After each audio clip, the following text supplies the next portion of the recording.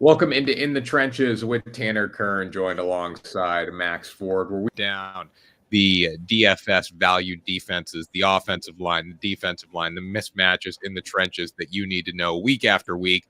Max, how you doing, man? You're not even in this country right now, and you're still putting on the show. Vacation. Yeah, yeah, it's holiday season, but it's also grind time in football. So we get if they're grinding for the playoff spots, we got to be here grinding the show out. So it's that time of year when it all matters a little bit more. 100%. We got some big games coming up this weekend with playoff implications.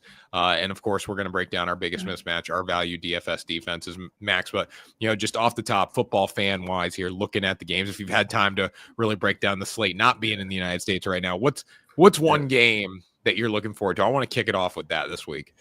All right. Well, so I've probably got more than you're bargaining for here. Like if I gotta boil it down to one, I think it's that black and blue division, that Baltimore Pittsburgh game. I think that's going to be a real fun one. I got a lot at stake there. But like I said, there's a couple other ones I'm interested in.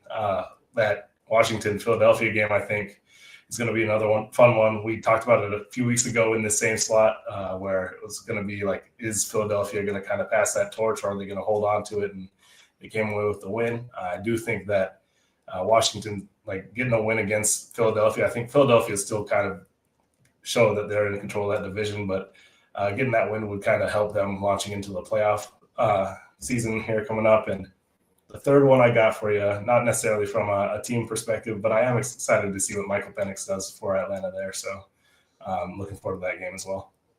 Yeah, you checked all my boxes there. I'm looking forward to the big matchups that we have, the playoff implications. Obviously, the Philly game, the Pittsburgh game with the Ravens. Can Lamar Jackson actually win a game against the Steelers? He's really struggled against that in his career. TJ Watt being banged up a little bit definitely helps his cause there. So I do think that the Ravens get over the hump. But a lot of interesting games to talk about and a lot to look forward to. But we'll get into it with our biggest mismatch of the week, as we always do, Max. You have the Minnesota defense going against the Seattle Seahawks offense. Seattle looked, like world beaters in the middle of the season from an offensive perspective. Now they're starting to take a little bit of a backseat, and now you got a Minnesota defense coming into town that's just been really good, especially up front. So what do you see from this game that you like Minnesota to dominate the Seahawks? Yeah, well, you said it a little bit there. Minnesota's been good up front, been good on defense at all levels all year long. Play caller's been helping them out too. Flores has been on fire for majority of the season, and the Seahawks have struggled up front. That's kind of been their Achilles heel on offense, because they've got some good skill position players, but their offensive line has been struggling a lot of the season. And then this week, it does look like Geno Smith probably will play, but he did get banged up in that last game, so it's something to keep an eye on there. Sam Howell didn't look too good from all reports. It was like 2 or 3 in the morning here, so I didn't catch necessarily the whole game there. But I know, it sounded like Howell struggled a little bit. And even if Geno's in, having an injury that you're having to deal with, maybe limiting his mobility is going to make it a little bit tougher on him against a defense that is already outmatching them in the trenches. So I think this is a good play to be able to take Minnesota here. Yeah, I totally agree. I think Minnesota's just rolling right now. Seattle has kind of fallen off from the offensive perspective, have not necessarily been able to find any consistency in the passing game. They've been running the ball okay, but I do think Minnesota just totally dominates them in this one. So I do like it. But for $3,500, Max, would you put it in a lineup?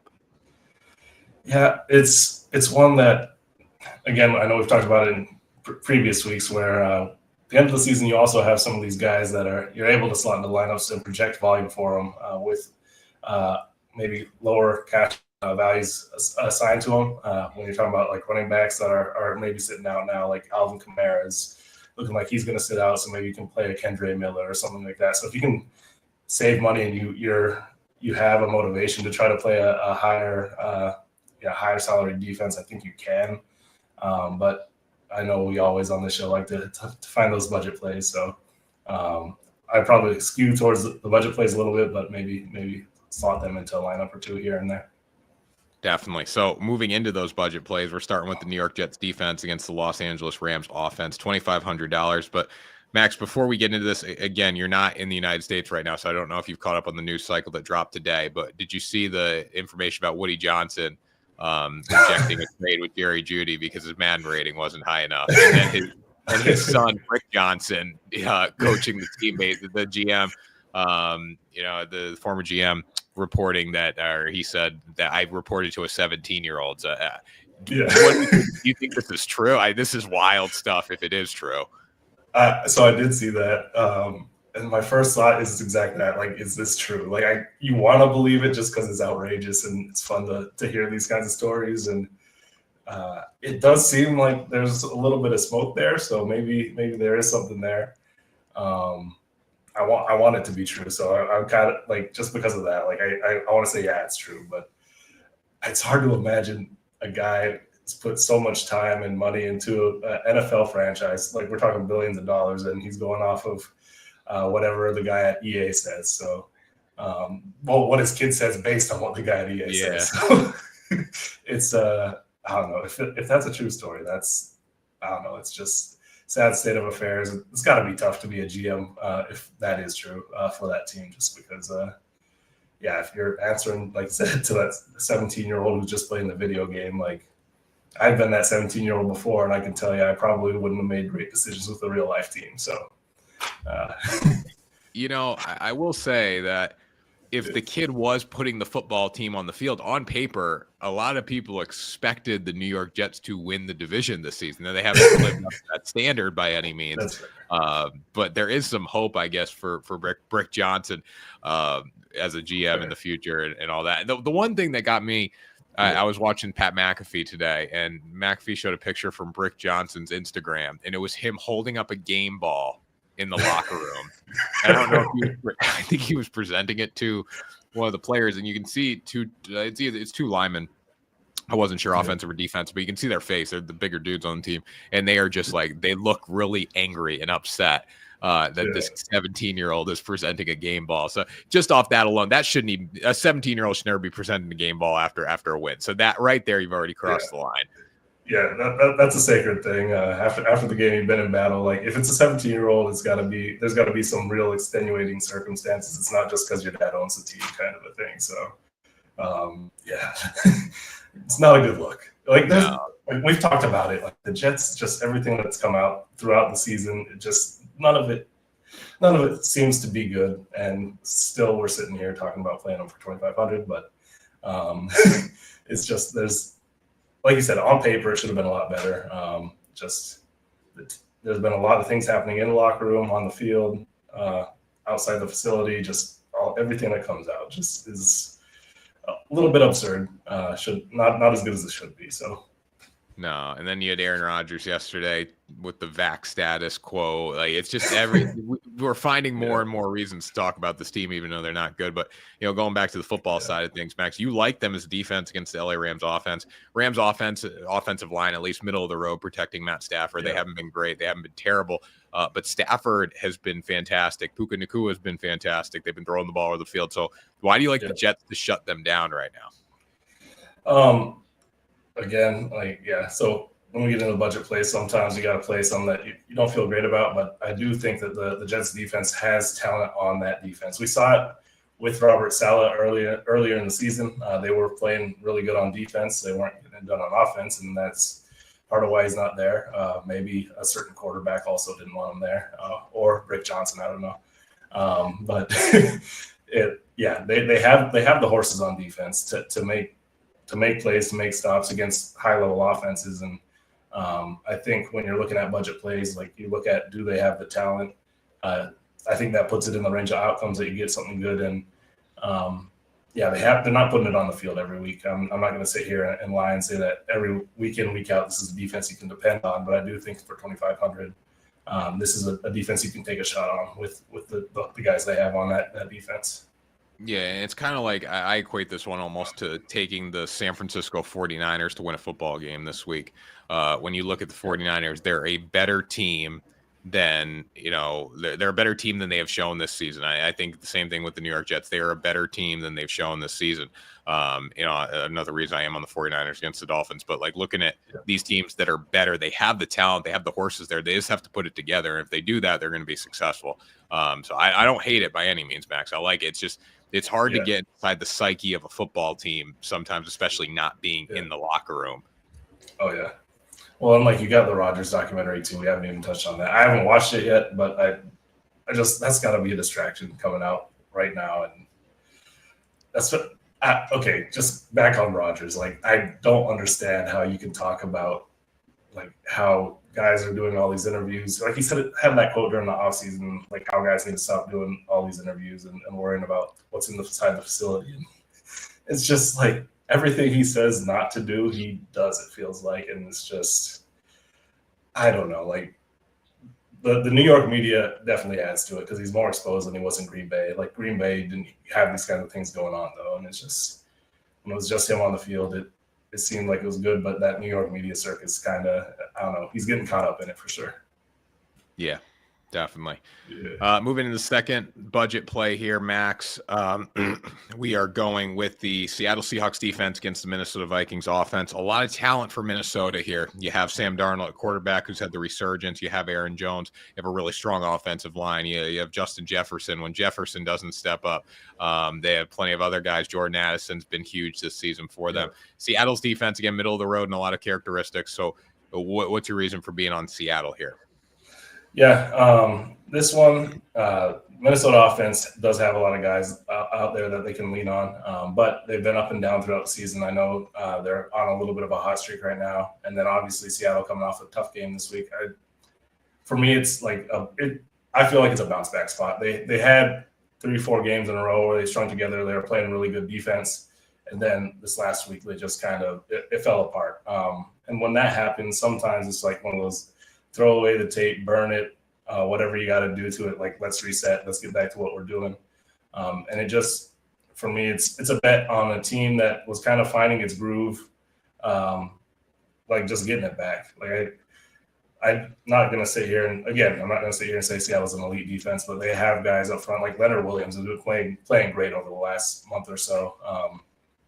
Just they've got guys that can make plays, and Vikings offense has turned the ball over at times during the season a little bit more than they probably should have, and I think it's a chance to take them at that price. I think it's $2,800 there. So, I think it's one that, again, range of outcomes I think can fall your way. Yeah, for sure. Final budget play we have two more here. The Saturday games, Kansas City defense against the Houston Texans offense for $2,700. You look at the Houston Texans offense from an offensive line perspective. They have some names up there. Laremy Tunsil playing left tackle for him. You got Shaq Mason at right guard. A little bit of a sophomore slump this season from CJ Stroud has not been great. At the same time, too, I don't think the Chiefs defense this year is as strong as they have been in past, but they still have Chris Jones, and Chris Jones always works his magic here. I know you're a big fan of him. Talk to me about, why you like this play, but also, what has Chris Jones just done this season to disrupt offensive linemen that he continues to do year in and year out? He's just, I don't know, like first to get off. Every D-line coach is going to tell you that from Pee Wee up. Like if you've got a good get off, it's doing wonders for you. And he's got that. Sometimes it looks like maybe he's jumping and guessing the snap count, which if you can get it right, though, it doesn't really matter because you're getting a good get off. It's like a guy like, okay, he doesn't have the same get off as like a guy like Von Miller, but for an interior guy, like he does, nobody's like Von as far as that get off. But for an interior guy, he's always getting off on the rock, always getting into the backfield. It's tough to double team him because he's through into the backfield before he can get hip to hip. I know you guys are always working that on the offensive line, trying to get hip to hip on those doubles.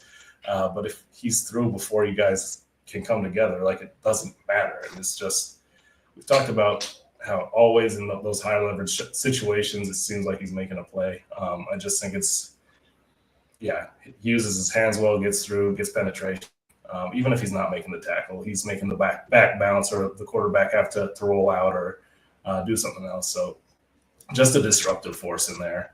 And then, you've got guys to clean up on the edge, like Karlaftis kind of coming into his own a little bit. Not as like an elite guy, but as a guy you can count on for sure. And they've just got guys that we've talked about it. Their offense isn't clicking the same way it has been in previous years, but they're still winning games in large part because of what they're doing on defense. And speaking of that, I was surprised to find that for the first time in a long time, I think I saw defense against the Kansas City Chiefs was over $3,000 this week. So they were not available for our budget plays, because normally you going against the Kansas City Chiefs offense and you're down there in the 2,500, 2,700 range, or even less than that. So I think Houston's defense was 3,100 this week, which I was kind of surprised to see that maybe they're finally catching up to the Chiefs not being that juggernaut.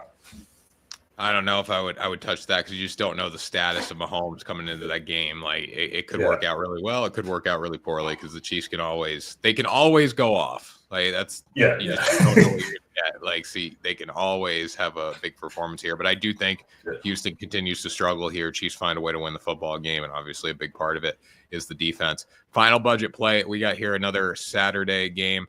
San Francisco 49ers defense going against the Miami Dolphins offense. Tua Tagovailoa is coming off a 3-interception game. The offensive line has failed to protect him at times this season. The run game's been okay, but I do think the 49ers present a lot of challenges here to the Miami Dolphins. Again, going back to this notion that San Francisco is much more talented, especially on the defensive side of the ball, than they have shown this season. And defense, too, has been the shining star of the team, because I think the offense has definitely lagged behind more so this season.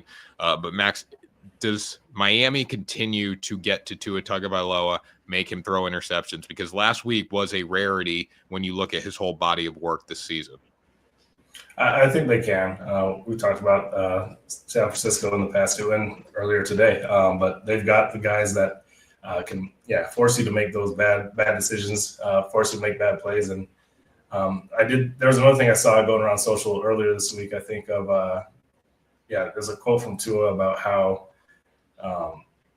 basically the way they run their offense with all the motions and stuff, he doesn't even really have time to audible if he needs to. So it's like one of those things where he's stuck in the play. And so I think the 49ers can present a lot of challenges. Another thing with this matchup is obviously Mike McDaniels from that Shanahan tree. So Shanahan and his staff know him well, which can work both ways. They know each other well, but right now I think Miami's struggling a bit. They are an offense kind of like the Chiefs, that I still feel like they have those explosive components that they can be scary at any given moment, but they haven't really put it together this year at all. So it's another thing I saw recently was I think over the last 6 or 7 weeks, it's been Jonnu Smith has more targets than Tyreek Hill. So like that's nothing against Jonnu Smith, but he's not Tyreek Hill. He's not that kind of explosive player. So I think it's a good one to play. And then going in on Fred Warner too. I know he's been playing hurt a lot of the year, but still a difference maker in the middle there. Just makes some incredible plays that, especially in the passing game, like just you don't see linebackers make those plays. So I think this is a good one that you can play here. I think 49ers get it done too. Like I know you're saying you're kind of on them this weekend. I'd agree. Yeah, I mean, so much talent on this defense. Leonard Floyd, Nick Bosa, Fred Warner, Travarius Ward, Hufanga, like so many guys that can just make plays. So I would agree here. I think it's a great spot for them. I do think they win this football game. It's hard to – the only thing is I hate playing these games at this point in the season, because it is hard to predict, like, what are these teams? Both are virtually eliminated from the playoffs. Not official yet. Both have a 1% chance of getting in. What do they look like with nothing to play for, right? So that's always my struggle taking these kind of games. Do you agree with that?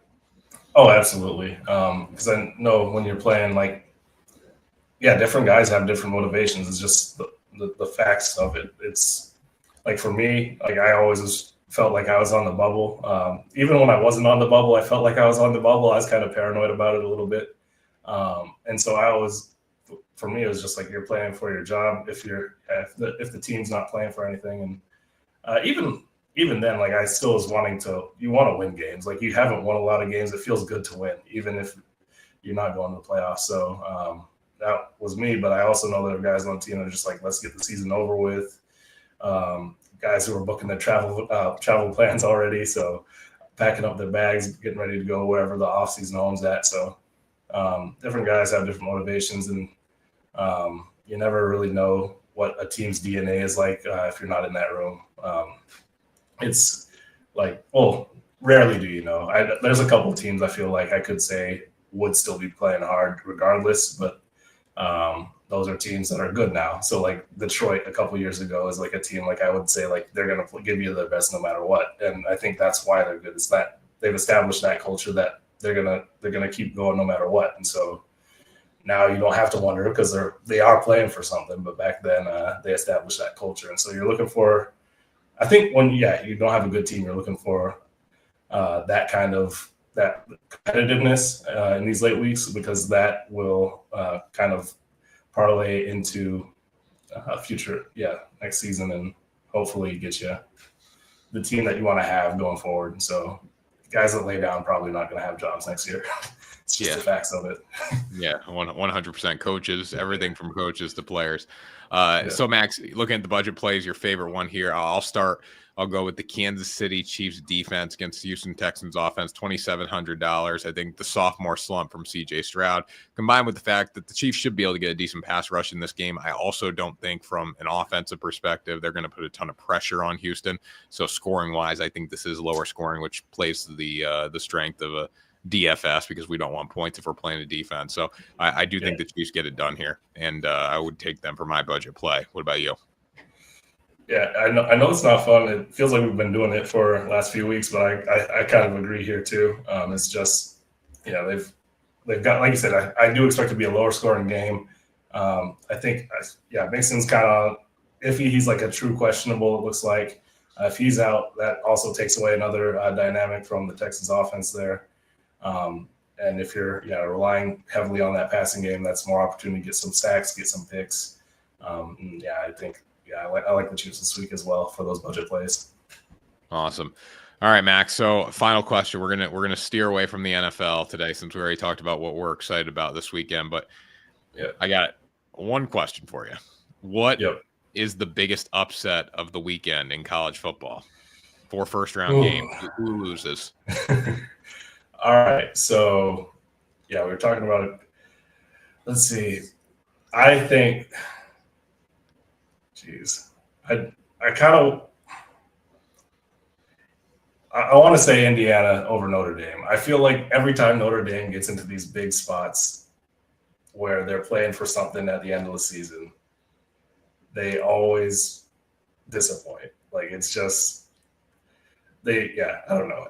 It's been a long time since Notre Dame's really won something something at that highest stage, and obviously extended playoff field. It's a little bit different than when you're playing in a 14 playoff or in a BCS championship game like they have before, but they've got their doors blown off in the past. And I know it's a different program, different coaches, different players, so it's not the same thing, but it's just, I know it's a little bit helmet scouting, but it's just, you can't get that out of your psyche a little bit. Like it's, and I just think that's going to be a fun game. The in-state game, that doesn't happen too often between those two teams, but I think that should be a fun atmosphere for the fans as well.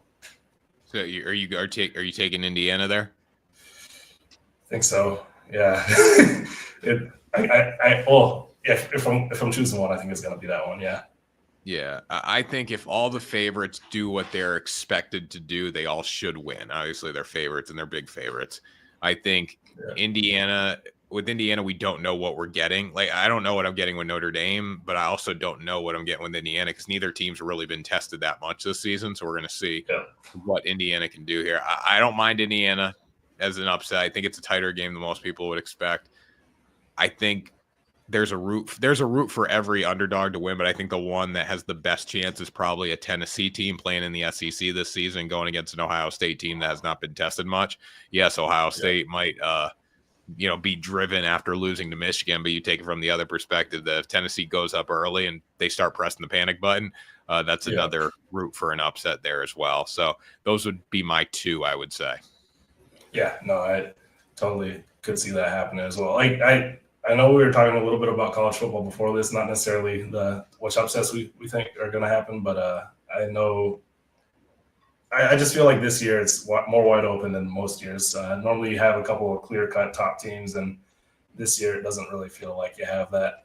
If anything, maybe Oregon, but I don't even know if I would say them. They tested pretty heavily by Boise they were tested by my Vandals there early in week 1. Had a chance to drive and go ahead in the fourth quarter, but we couldn't pull it off. But that would have been a pretty sweet win for us as a FCS program there. But even Oregon, I think, has been tested a few times. That they've obviously come away with the win, which is what matters, but they don't feel so unbeatable. And for me, that's probably the best team in the field, but if they're not unbeatable, there's not a team that's unbeatable to me. Yep, totally agree with that. So anyways, guys, that was In the Trenches with myself and Max Forde for week 16. We will be back next week, talk about offensive, defensive line mismatches and budget defenses. Hope you join us, and we will talk to you real soon. Enjoy the games this weekend.